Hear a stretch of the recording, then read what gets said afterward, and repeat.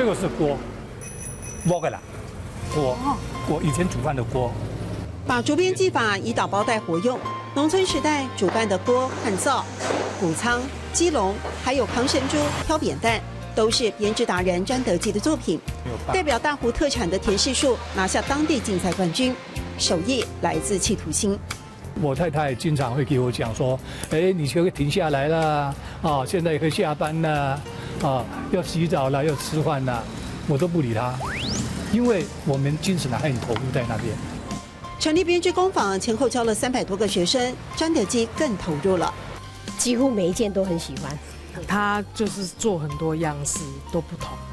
其实8年前同样的场景在家政班，詹德基只是负责接送老师的司机，留心看，偷偷的学，年过半百才开始展现编织手艺。大几滴，教福就会技术把握机会多学一点技能，把几滴教福就会技术，对不对？对。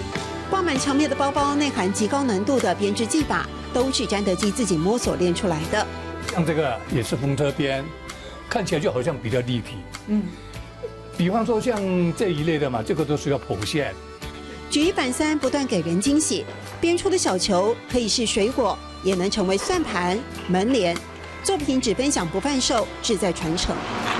像以前比较传统性的，我们客家的文艺有没有？那些配合上来，好像这样子就，我们就会比人家好像有走先一步，精行、用心、短行、耐心，一步一脚印，不断精益求精。詹德基孜孜不倦地打造让人目眩神迷的编织世界。